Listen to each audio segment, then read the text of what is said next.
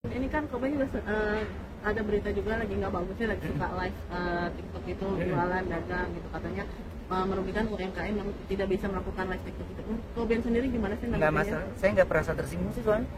Nggak, yang ngotor-ngotorin jadi komen-komennya aja kan gitu. Kalau saya nggak merasa tersinggung karena mereka kan nggak tahu kronologinya ya gitu. Bagaimana saya nggak pernah, kalau untuk minyak saya punya sendiri soalnya, itu kan punya sendiri. Dimana ada satu pabrik yang saya prihatin di daerah lah gitu ya, di daerah itu dia datang ya mencoba untuk menawarkan dan bla bla bla bla gitu. Terus intinya ya saya nggak mau posisi, nggak mau ini, ya udah saya mendingan kamu kelola aja, saya beli aja rutin full, saya beli full, jadi lu produksi aja gitu, selamatkan banyak orang yang di dalam pabrik situ kan. Karena yang ngerasain mbak, saya itu pernah punya mesin, kalau nggak beroperasi itu pasti rusak, itu pasti rusak. Jadinya saya beli semuanya, bahkan berita ini naik juga mereka yang ayo gimana, ya nggak apa-apa, gue mah nggak ngaruh. Karena tidak pernah yang namanya merugikan orang lain, justru malah saya itu memberikan sama afiliat-afiliat yang memang, saya itu afiliator kan, itu afiliat ya, jadinya ibaratnya untuk semua yang pada punya produk dan yang lainnya ya kita bantu pasarin, ya kan. Jumlah persentasenya juga sedikit, kecil gitu. Tapi kalau saya kenapa mau kayak gitu, karena saya bisa bekerja dari rumah untuk kerjaan dapat, anak-anak juga dapat. Kalau tawaran kerjaan malam mah bohong mbak, kalau nggak ditawarin mah pasti ada. Cuman anak saya tuh udah pada kritis banget kan, jadi saya pikir pertumbuhan mereka kan nggak bisa saya ulang 2 kali nih. Jadi saya nggak mau, saya tahu perkembangan mereka itu dari sosial media atau dari laporan susnya atau laporan dari istri saya pengennya ya saya bisa bagi tugas sama Wenda itu ya dia kompak solid gitu. Makanya ada yang itu ramai ya biasa aja sih, kalau saya nggak ngerasa. Karena kalau masalah kepedulian yang gak usah diajarin, saya sudah jauh lebih memiliki rasa kepedulian, rasa memiliki atau rasa menjaga karyawan, orang yang bekerja dan lainnya. Saya sudah jauh punya rasa empati sebelum mereka berbicara seperti itu kan ya. Makanya kalau saya bilang gini, orang kan gampang banget main asal bicara, tapi mereka nggak pernah berpikir sebenarnya gitu. Makanya kalau gue bilang oh enggak, gue nggak ngerasa itu, karena gue ngerasa ya memang gue lagi ada satu brand yang gue punya, dan terus ini pabrik yang menurut gue banyak manusia yang bekerja di dalamnya dan harus diselamatkan. Jadi makanya tugasnya sebenarnya dari sini, ini pemerintah jangan tukang ngegoreng-goreng berita, ya nggak? Ya semua pada mati kelaparan, pada ini yang bukan tugas artis, ya tugas pemerintah untuk ngurusin, gitu. Makanya pada asik-asikan pada debat, nah abis itu pada makan enak gak tuh di ruangan. Jadi buat saya gini, jangan jadikan akhirnya semua masyarakat menjadi kritik, ya menjadi apa ya, kritikus ya istilahnya, jadi mengkritik negara sendiri gitu. Toh nyatanya saya ada salah satu restoran, saya punya restoran di luar negeri juga, oh jauh berbeda, jauh berbeda.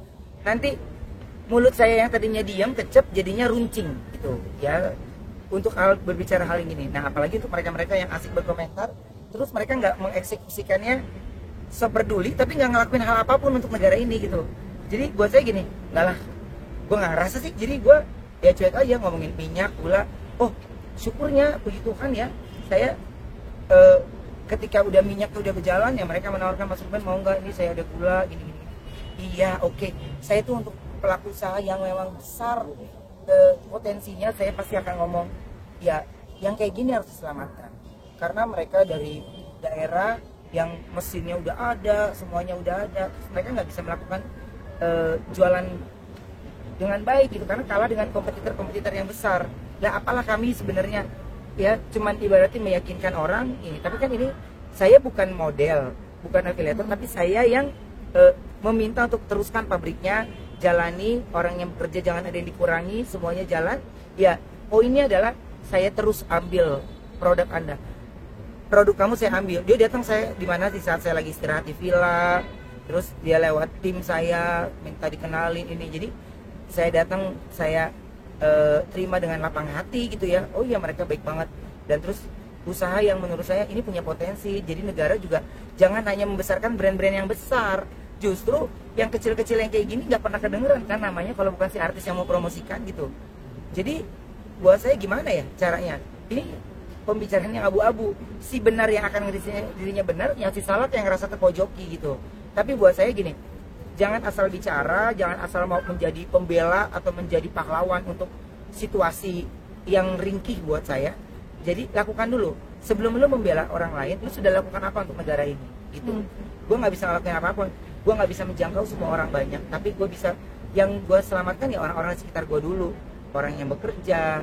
Tapi orang-orang yang menurut gue ini bukan tugas artis, ini tugasnya pemerintah untuk ngurus. Karena abang kosong, artis disalahin, ini disalahin. Nah, sekarang ya stop. Kalau teknologinya semakin canggih, ya jangan masuk ke Indonesia. Kita pokoknya maunya SMS-an, nggak mau WhatsApp-an, gitu aja lah. Ya gampang. Sekarang maaf nih, aplikasinya disalahin, ini disalahin loh. Bukan, itu sebenarnya membuka banyak peluang gitu. Untuk semuanya, keluarga dapet, usaha dapet, ini dapet gitu. Jadi si pabrik juga menghubunginya langsung, dan si reseller mungkin ada sesuatu yang mesti mereka turunin lagi harganya. Sekarang nih kita nih ya, ini gue mau jujur aja teman-teman nih ya, amani negara, kita dipaksa hidup di tengah padang gurun, tuh nggak? Ya gak? Semuanya naik, semuanya sulit, semuanya diproses, semuanya gila-gila diperiksa ya. Tapi ya kita nggak dikasih kebebasan gitu. Ini masa saya jujur aja sebagai orang yang punya usaha yang bener-bener, ini emang gue celotehan gue udah halus banget nih gitu, udah halus, udah tertata enak. Tapi kadang-kadang kalau ngeliat gerem, udah lu pada sibuk-sibuk pada ini negara ini. Gue memang bukan pahlawan yang membela zaman, enggak. Tapi maksud gue gini, lu nggak usah nyelamatin orang lain dulu, lu selamatin di sekeliling lu dulu gitu. Nah yang kayak begini digoreng sama berita, lu bukan mikirin yang lain tuh ya. Para pejabat korup ini lu pada mikirin ini apa? Hah? Artis jadi kambing hitam dari aplikasi. Artis itu paling sasaran empuk untuk jadi headline ya berita. Semoga teman-teman juga tidak menaikkan headline yang menggiring sebuah opini gitu. Karena gue ngerasain sendiri bagaimana teman-teman selebriti juga ya, mereka berjuang untuk para UMKM loh. Bahkan banyak di antara mereka yang mana produknya, yuk sini gitu. Ya ilah, kalau teman-teman tahu di siapa yang pernah main di aplikasi itu, persentasenya tuh komisinya gede apa enggak coba? Ya, jadi emang berapa sih komisinya? Gue tuh sampai ngakak gitu. Gila ya, dia udah kaya, udah kayak gini. Ini bukan kaya dan miskinnya, tapi yang ditanya adalah bagaimana lu peduli sama situasi yang lagi terjadi dan lu langsung action. Ya, lu ini asik bikin konten untuk viewer, asik pada ya ayo lo, yang penting naik view-nya, ayo yang penting naiknya, ya udah. Akhirnya kegoreng beritanya. Ya gue tidak perlu menghindari teman-teman karena ini gue produk juga gue sendiri. Itu pabrik juga ibaratnya saya itu sampai netesin air mata ketika melihat banyak orang yang bekerja di pabrik itu kembali aktif. Mereka semua aktif, wah, bagian pengolahannya, bagian ini semuanya aktif gitu. Jadi buat saya gini, saya cuman secuil di dunia ini gitu ya, secuil. Tapi minimal ketika saya rasa saya sanggup membantu, mulut saya nggak ngomong enggak. Iya gitu. Tapi saya akan jujur kok, nggak bisa gue, ya gue nggak bisa. Sama kayak teman-teman kalau gue lagi buru-buru, emang gue buru-buru. Kalau gue ada waktu ya gue ada waktu. Jadi gue pengen jadi orang yang apa adanya. Yang orang yang suka sama gue ya dia akan suka, yang nggak suka sama gue ya tetap aja nggak suka gitu ya.